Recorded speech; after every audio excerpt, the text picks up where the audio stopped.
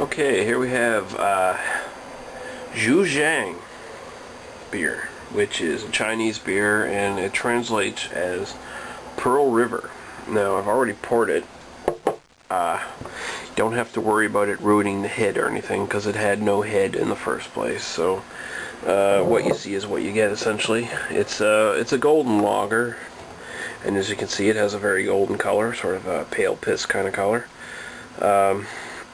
I'll take a smell of it here now.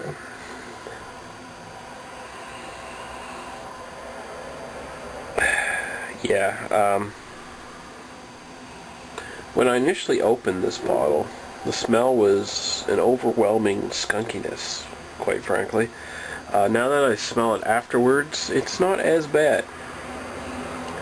It's sort of settled into the sort of rice grain kind of smell to it, sort of a corn, sort of a rice grain sort of smell, semi-sweet. But when you do open these, essentially right at first, it's a very skunky smell. It's very off-putting. Okay, so anyway, it's 5.3% alcohol per volume. Just pour the last little bit in there. Most Asian beers look like this. I haven't seen a dark Asian beer yet. I'm sure there are some that I'm just missing out on, but the ones that have come over here so far have been all sort of pale like this. Like Tsingtao and what the hell's that other one? It's a Japanese one. The name escapes me for the moment. It starts with S. Sodoku or something like that. Fuck. That's pathetic. I should know, but oh well. So anyway, I'm going to smell it here again. Yeah, so the skunkiness is pretty much gone now. It's sort of settled into the grainy smell. So I'm going to taste it now.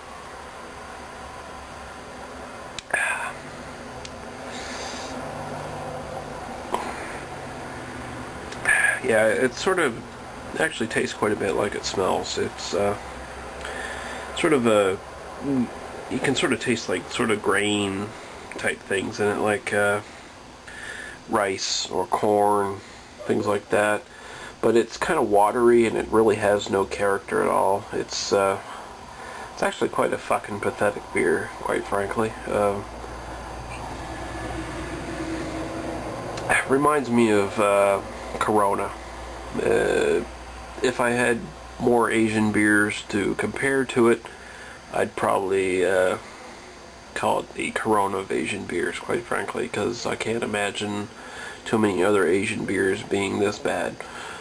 Okay, so I'll just put the glass down here because I don't really want to taste any more of it for now. Interesting note about Chinese beers. There was a study done or a report done in 2001 which claims that about 95% of Chinese beers actually had formaldehyde in them for preservative. So if you drank this or Tsingtao or any of the other Chinese beers back then, there was a good chance that you were drinking formaldehyde. Sure, it poisoned the fuck out of you, but it probably made you look a bit younger anyway. So I guess there's a positive there. Probably no formaldehyde in this now. They should have added something to it, quite frankly. Arsenic or, cyanide. Something to spice it up a bit. Because this is quite a bland, unimpressive, shitty beer that should only be drank during the summertime when you have it extremely cold so that you won't taste it anyway. Otherwise, you want to fucking avoid it. You want to fucking avoid it anyway.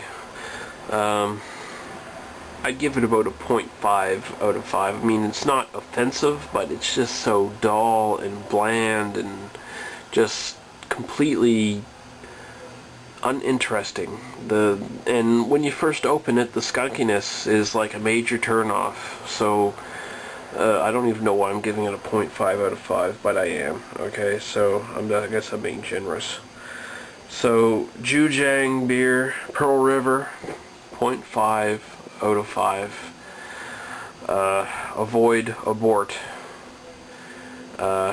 forget it even exists.